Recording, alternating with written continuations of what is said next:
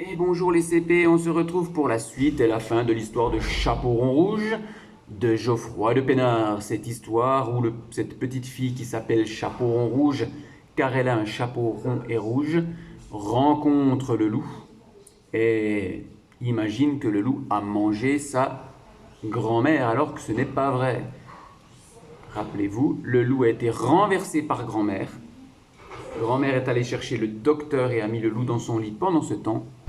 Et entre-temps, Chaperon Rouge est arrivé dans la maison de grand-mère, a vu le loup dans le lit et a cru que le loup avait mangé Mère Grand.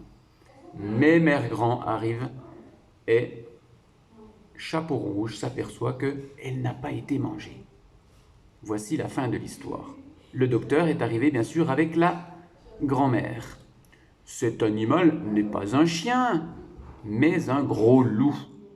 Et il n'est pas mort, dit le docteur. Le docteur sauva le loup, qui resta vivre chez Mère Grand. On voit ici le loup dans le lit avec Mère Grand, qui lui apporte d'ailleurs un bon petit déjeuner ou un bon repas. Parce que quand on est malade, voilà, on a besoin de reprendre des forces. Et voici, suite à cette histoire, Chapeau Rond Rouge est devenu médecin. Vous voyez, quand elle est devenue grande, Chapeau Rond Rouge, suite à cette aventure, elle est devenue médecin. Peut-être parce qu'elle a vu que grand-mère ou le docteur ont soigné le loup et que le loup finalement n'était pas si méchant. Voici l'histoire. Cet animal n'est pas un gros chien, pardon. Cet animal n'est pas un chien, mais un gros loup. Et il n'est pas mort, dit le docteur. Le docteur sauva le loup qui resta vivre chez Mère Grand. Suite à cette histoire, Chaperon Rouge est devenu un médecin. Alors voici donc l'affiche numéro 6, qui est donc la dernière fiche. Alors tu vois ici que tu vas devoir reconstituer l'histoire. Il y a 8 cases, 1, 2, 3, 4, 5, 6, 7, 8. Tu vas devoir découper les images ici, et écrire les numéros, et ensuite les recoller dans l'ordre pour nous raconter l'histoire. 1, 2, 3, 4, 5, 6, 7, 8. Ce que je te conseille, c'est déjà de regarder les images et bien sûr d'écrire le numéro des images dans chaque case. Par exemple, cherche la première image. Par exemple, tu peux dire que la première image, c'est celle-ci. Donc tu mettras le numéro 1. Et tu découperas l'image pour la coller ici, pour la coller dans la première case. À toi donc de découper ces vignettes. Regarde ces vignettes. Nous voyons ici le loup dans le lit avec Mère Grand qui lui amène un repas. Nous voyons ici, on peut grossir, voilà. Nous voyons aussi la maman de Chaperon Rouge qui lui donne 2 galettes et un petit pot de beurre. Nous voyons Chaperon Rouge devant sa maison. Nous voyons le loup qui a eu très peur et qui a une galette dans la main. Et le Chaperon Rouge qui s'en va sur le chemin. Enfin, nous voyons Chaperon Rouge qui a bien grandi et qui est maintenant médecin.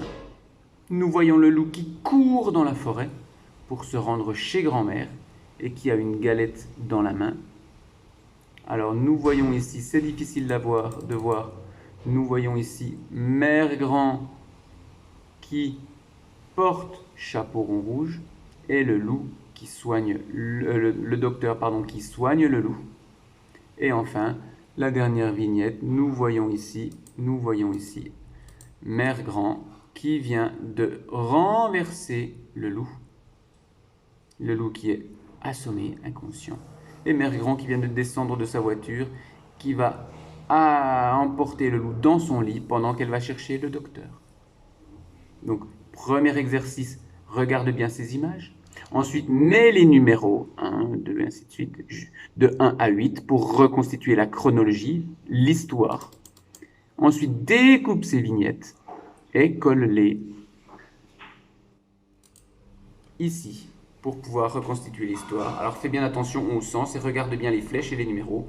1, 2, 3, 4, 5, 6, 7, 8. Nous avons ici le début de l'histoire et la fin de l'histoire. Enfin, pour terminer, voilà, pour terminer, c'est toi qui vas écrire une phrase. Alors rappelle-toi que pour écrire une phrase, il faut il faut qu'il y ait au début une majuscule, à la fin un point, et qu'il y ait des mots séparés par des espaces et écrits correctement sur les lignes, et que cela veuille dire quelque chose, que cela ait du sens.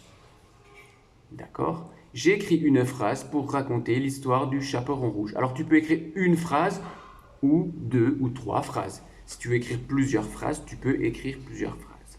Hein? D'accord? Ça peut être des phrases toutes simples, mais simplement, voilà, fais bien attention à mettre une majuscule au début, un point à la fin, et de raconter quelque chose.